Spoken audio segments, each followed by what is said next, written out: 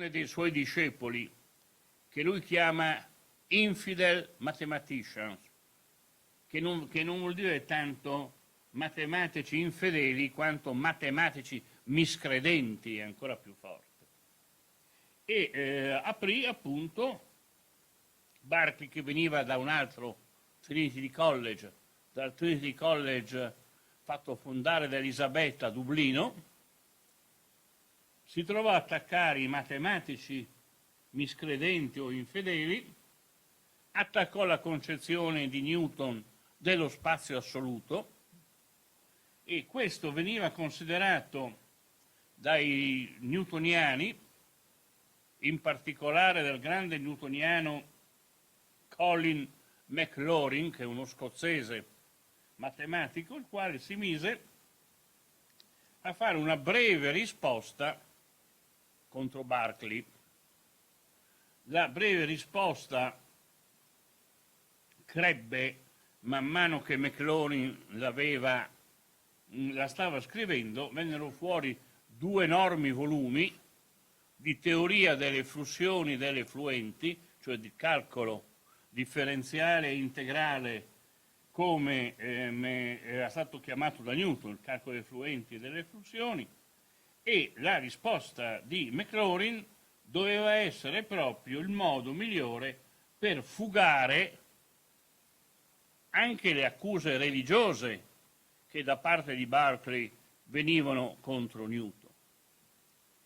Ora, noi sappiamo come è finita la storia di Galileo Galilei, costretto sdraiato sul pavimento del Sant'Uffizio ad abiurare le sue idee sul copernicanesimo, unico modo per garantirsi una vecchiaia, non dico serena, ma perlomeno, diciamo così, lontana dai rischi del potere politico, che è anche quello religioso, che coincide, che poteva farlo a pezzi. Newton fu indubbiamente più fortunato, riuscì a celare il suo scetticismo nei confronti della Trinità. L'attacco di Berkeley lo colpì quando era già morto e rimase il grande rappresentante della cultura delle isole scientifica delle isole britanniche. Per di più fu anche nominato direttore della Zecca di Londra. E qui non si capisce bene quale dei due, se Galileo o Newton, fossero più cattivo carattere. Qualcuno sostiene che vide Newton ridere 2 volte. Una volta quando uno studente si alzò e gli chiese: ma professore, a cosa serve la geometria? Newton lo guardò e gli rise in faccia.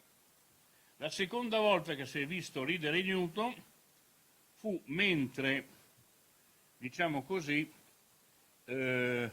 metteva alla tortura i falsari come direttore della Zecca. Questo dimostra forse che Newton non aveva un carattere dei più facili. Tuttavia, come vi dicevo, noi in Italia, il paese che ha inventato la rivoluzione scientifica, abbiamo avuto il processo a Galileo. In Gran Bretagna invece non c'è stato nessun processo a Newton e le concezioni newtoniane hanno permesso ai matematici di andare avanti facendo degli ottimi lavori, come dimostra il trattato delle flussioni dello scozzese Colin Maclaurin. Voi dite che queste sono cose vecchie che non rientrano più nella pratica corrente dei paesi in cui noi viviamo adesso. A me viene in mente una molto interessante osservazione di Bertolt Brecht in una nota che accompagna la sua vita di Galileo, quando dice: attenzione, quello che io voglio rappresentare qui è come il potere politico ha premuto contro Galileo perché voleva da parte della scienza un servizio che Galileo era stato piuttosto esitante e reticente nell'offrirlo. E credo che questa osservazione di Brecht sia molto interessante perché mostra bene il gioco politico che sottende al processo di Galileo. E credo che se noi la mettiamo sotto il profilo di un potere politico non contento di come procedono nella loro autonomia i ricercatori scientifici, basta andare a sfogliare un po' di storia del Novecento e ci rendiamo conto.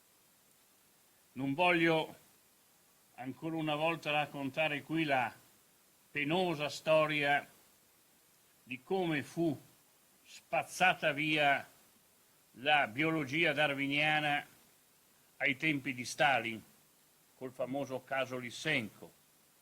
Il mio collega amico Silvano Tagliagambe ha scritto un bel libro sull'intero argomento facendo vedere la tragedia che ha colpito alcuni dei migliori biologi della Russia. Pur tuttavia bisogna dire che anche in paesi che si ritengono strutturati da istituzioni democratiche non sempre le cose sono andate così bene. Vi consiglio, perché vale la pena di leggerlo, quel gruppo di pagine che sostanzialmente concludono perché non sono cristiano di Bertrand Russell. Non perché io qui adesso voglio fare propaganda contro il cristianesimo utilizzando Bertrand Russell. Uno si legge Russell e decide secondo coscienza. Quanto perché Russell lì racconta come fu considerato persona immorale da alcuni insegnanti del New York, dello Stato di New York, che fecero sì che lo Stato del New York che ospitava Bertrand Russell si risolse a togliere a Russell lo stipendio e l'insegnamento. Quindi attenzione, le richieste, come dicevi, dei politici come sono sempre... C'era questa battuta di questo giornalista americano che diceva che appunto il politico ascolta la scienza, lo scienziato a patto che lo scienziato gli racconti quello che vuole sentirsi dire. Ecco, appunto. Quindi direi manteniamo anche oggi, soprattutto oggi, in una Europa debole come quella in cui vediamo anche degli attacchi molto forti alle grandi idee che hanno ispirato l'esperimento europeo. Uno di questi più clamorosi è lo sceno processo all'Europa condotto in quell'operazione che volgarmente viene chiamata Brexit, no? Tra l'altro fatta contro la volontà di gran parte del popolo scozzese e particolarmente osteggiata per ragioni che leggerete sui giornali dalle popolazioni della cosiddetta Irlanda del Nord, cioè lo stato di plastica, che è chiamato così perché la teppaglia locale, alludo all'esercito britannico ivi presente, ha usato i proiettili di plastica più di una volta per sparare contro i dimostranti locali.